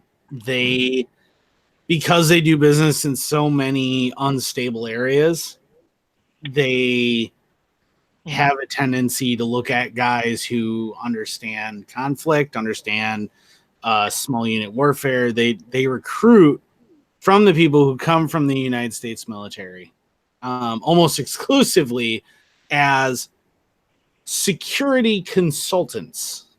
Right. Absolutely. Yep. You're a consultant. You don't officially work for us. You're a consultant. You actually are an independent contractor. We don't even actually like pay payroll taxes or anything. You're a 1095. That way, any actions you take are your actions. Those aren't ours. Right. You know, if you happen to kill those people, well, you know, that wasn't on. You were just there. That's how Blackwater got thrown out of Iraq. Yep. Yeah. Blackwater. And what happened to Exactly. and then Blackwater went bankrupt, and then the guy started a new business with like Chinese backing, and now he's back in Iraq. Blackwater became XE, became Academy, And so got the Academy bought by Disney or something like that, right? I don't remember exactly how all of the transactions worked, but I know a few people who are on their board of directors, and from what I've been told, they were Blackwater. They became XE, so big X, little e, and then they became what they are now, which is Academy with an I. And that's still the same company, almost the exact same location, same people, totally different names. So magically, abracadabra, it's a different company. It's new. Right. Yeah. With no relation to the follies of the previous company. But the point that I was making, though, is, you know, look at what Coca-Cola did with Fanta at the end of World War II, and then tell me that it doesn't make any sense that these companies who were kicked out and were denied access to their profits, to their people, to their manufacturing capabilities, tell me that they have no incentive to come back in with a paramilitary force, which you can be damn sure they can fucking afford. Right.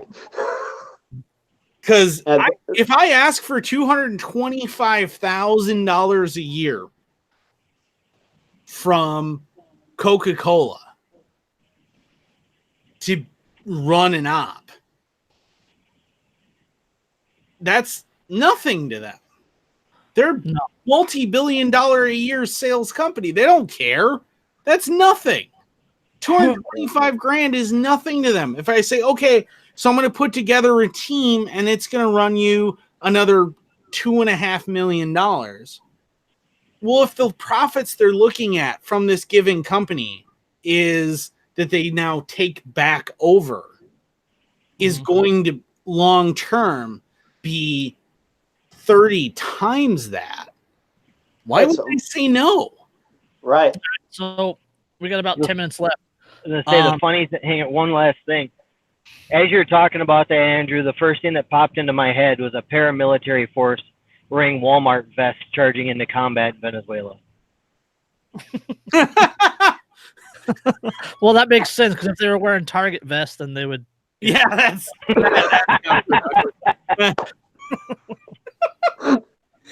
So Everyone start calling them blue light specials. It just the jokes write themselves. So of course they're wearing, but not just blue. It's got to be the navy, that crappy naval camo that doesn't actually work. That's oh god, that's no. Yeah. Okay, so we got about 10 minutes left. I want to know how do you think this is going to end? Like, is the U.S. going to go in, or is it going to resolve itself? Is Maduro going to get assassinated? Is he going to resign? What's your thoughts? What's your end game, John?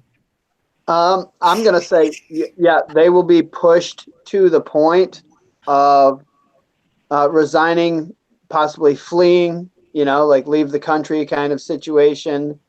And that might be best case scenario. Now, how quickly it will come to that, I don't know. This is something that could be, if you're trying to more Gaddafi than Assad. Yeah. Okay. Yeah. Exactly.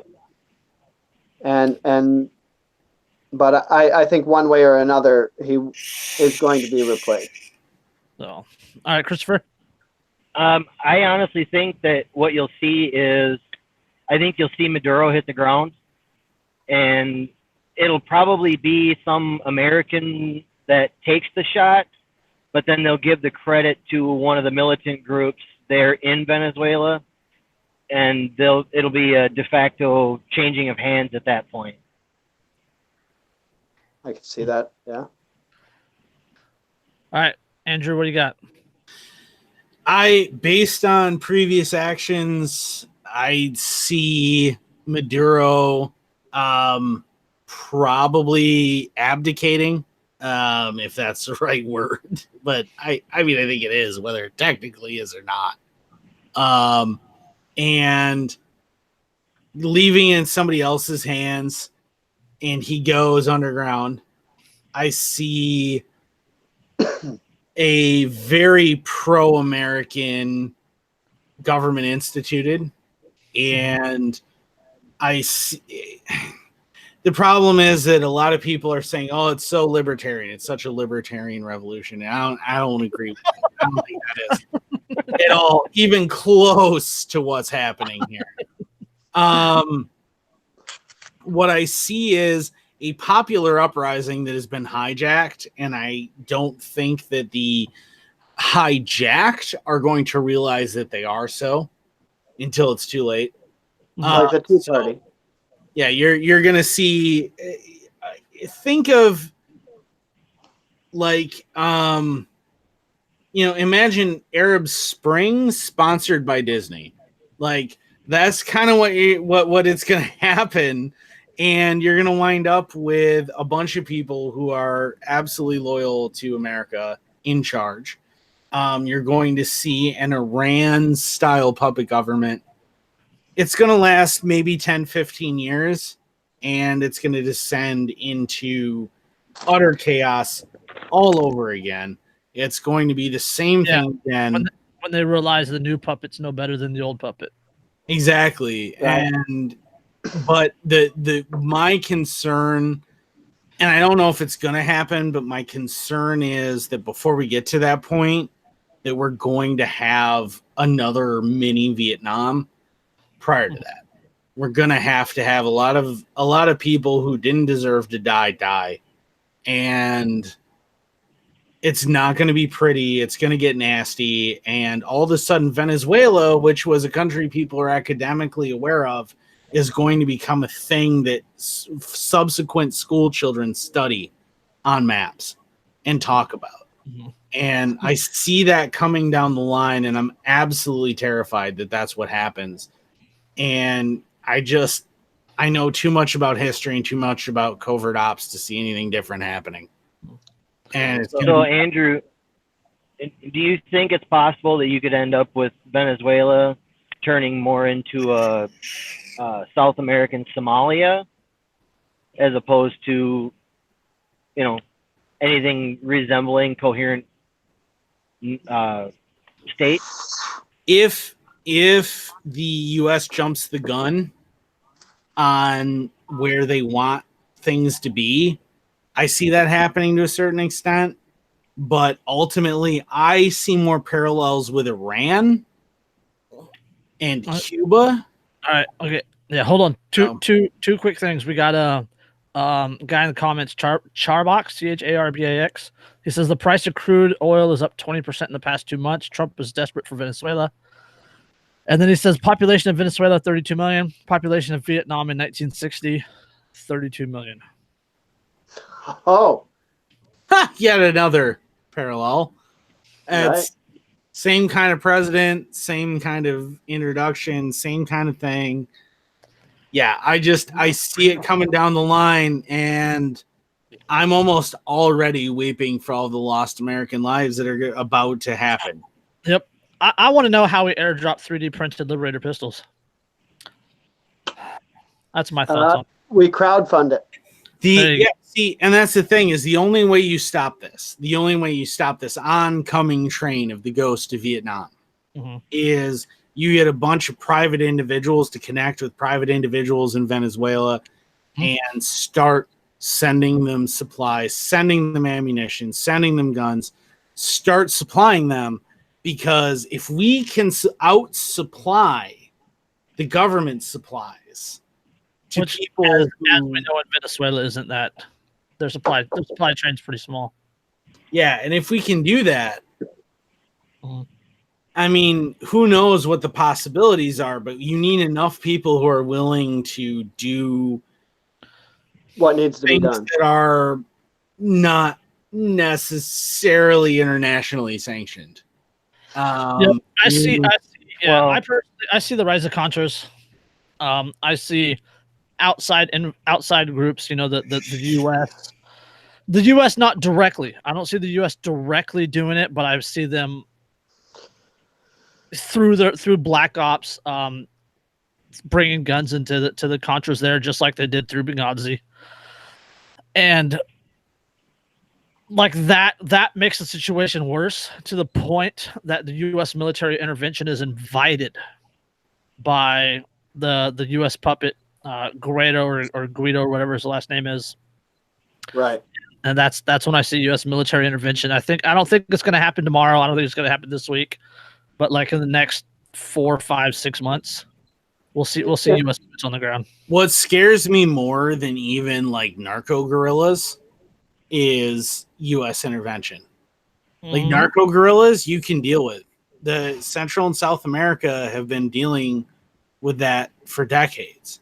Literally every country in South and Central America has dealt with narco guerrillas and counter-revolutionaries and guerrilla warfare for what, the last 40, 50 years. Yeah, and that's, I mean, think about like their next door neighbor. If you're in Venezuela, your next door neighbor is Colombia. And and Brazil has a huge history of it. Yeah, so you have like, and the thing is about narco guerrillas is that we're as nasty as they are, and they are nasty, and they're violent and murderous, but they are predictable because of what their end goals are. Mm-hmm. You know that what it amounts to is profit. That's what matters to them. And having money, that's all that there is for them. But if U.S. intervention starts, there's so many more complicated things that start happening that the country gets unpredictable and nothing improves for the people of Venezuela. And let's not forget the Russian angle on U.S. military intervention, right? Russia is backing the Venezuelan government, it's backing Maduro, and they have Russian boots on the ground. They have Russian boots on the ground in Venezuela.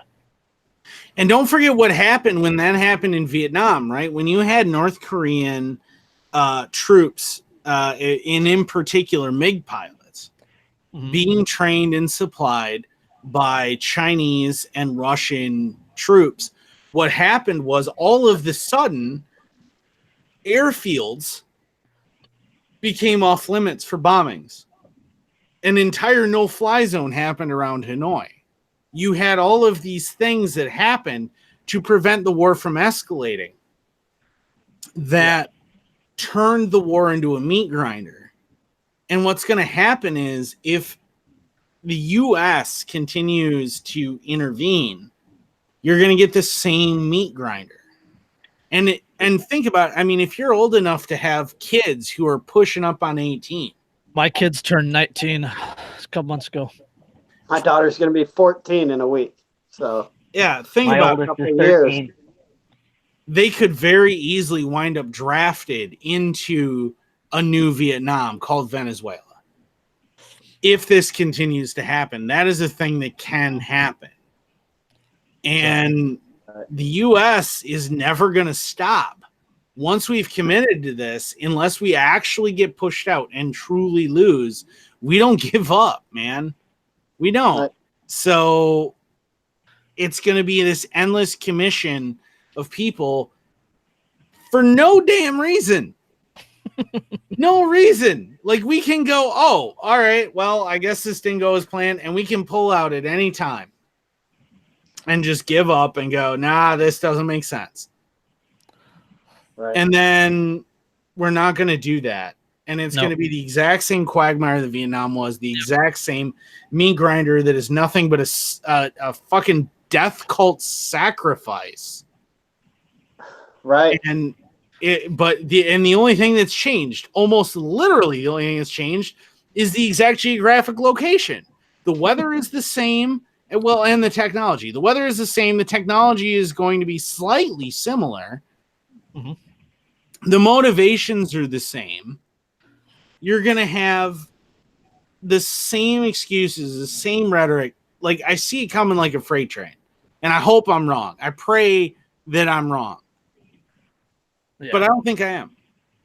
I've studied way too much history for way too long to think that I'm wrong. Yeah, I don't think you're wrong either. And I think what piles up on top of that is this new increased determination that you see with the U.S. and the way things kind of get shuffled to the back page with modern conflicts like Afghanistan. Mm-hmm. I mean, you've got people fighting in Afghanistan right now that were born after the reason we were in Afghanistan in the first place. Yeah, we had an article on Anarchy Among Friends a couple episodes ago where it's part of basic training now. Part of basic training is the kids have to be taught, have to be shown the 9/11 videos, they have to be shown the towers collapse, and they have to be, quote, educated into why we're still in Afghanistan. Like, that's how long it's been going. Like, there was another story that we covered about a girl who's serving at the same military base as her dad. Yeah, she ran into her dad in country. And her dad was part of the invasion. Yeah. So Wow. I mean, I just yeah. So, all right. consider what we were in Vietnam from 64, 65. 64 to 73. We were something like that. overtly in Vietnam from 64 to 73. Yeah. Right. And today is the anniversary. I just want to point that out. Today is the anniversary of the fall of Saigon. Today. Hmm. I only know that because I know somebody who was there and they posted about it. Today is the anniversary of the fall of Saigon. Yeah, Vietnam War is November 1st, 1955 to April 30th, 1975. So 20 years. 20 Saigon years. was basically Mhm. everybody was running May 1st. Today is the anniversary of the fall of Saigon, the end of a war that took so many unneeded lives. That was the exact same thing. It was a fight in a tropical country against a socialist enemy who was arguably in that instance actually didn't really want war, but that's a whole nother topic. We were fighting a war with no discernible goals in the name largely of corporate America, and a war that we had stumbled into that the politicians repeatedly said, well, once we're into this, I don't know how to get out, but we can't stop now. And we're going to hear the same rhetoric that we got from Vietnam. You're going to get the same shit. Well, we're here now. What else do? We can't give up. We're America. Yeah. You're going to hear the same thing. Vietnam, there were 58,318 U.S. dead, 303,644 wounded. And if you think that those are meaningless numbers, I invite you to go to Washington, D.C. and look at that black granite wall with the names that are I'm not, I mean, this is seriously, you can fact check me on this. They are listed in the order that they died. Yeah. Total dead, about 1,336,494. So 1.3 million people dead in Vietnam. And to go back to Andrew's point about that wall, when I was in 5th grade, I went to DC, and my dad went along as a chaperone. He served with the 11th Armored in Cambodia. He was in the middle of the shit over there. Mm-hmm. And as we were walking along the wall, he stopped and just dropped and bawled because he came across the name of a young private who was assigned to his vehicle, who sat next to him on top of the vehicle, and the bullet went right in front of my dad's face and took the other guy's head off. God damn. Yeah. So, and if you want to sit there and you want to say that you support the troops, don't send us to go do that. Yeah. All right. Don't send us to endure that. Let's wrap this up. Final thoughts. What do you guys got? I think this is we're heading toward a nice big circle jerk down in South America, and nice little. I'm not looking forward to what's that? Nice little Cold War 3.0. I don't think it's even going to stay a Cold War. I think that the way Russia's rattling their sabers and China's rattling their sabers and the U.S. is kicking it around, I think this could very easily spill over into an overt conflict between U.S. and opposition forces in Venezuela. And I agree. The prize is oil. Yep, I agree. John? Yeah, it's I'm right there with you. It's gonna happen. I don't know when. Like you said, you gave your 6-month timeline. That seems reasonable, and I hope it doesn't become the Cold War 3.0. But what I hope for and what reality will probably determine are different, unfortunately. All right, Andrew, final thoughts. I we have no damn business there. And the American people have no damn business there. And if you care about people, make sure you fight against it and you push against it. No U.S. intervention in Venezuela. And if you want intervention, like if you care about those people, do it privately. Do it yourself. I am all for that. Ship them weapons. Get them training. Do whatever you need to. Hell, hire me. And I'll go down there and happily train those people as a private citizen. Field trip. I am all for that shit. But do not ask the United States government to get involved, because if that happens, everything falls apart. Everything goes to shit. Yep. And what you hope will happen will not happen. Nope. Hell is paved with the road to hell is paved with the best intentions. Exactly. So, all right, Christopher, you got any sites or something you want to push? Social medias, whatever?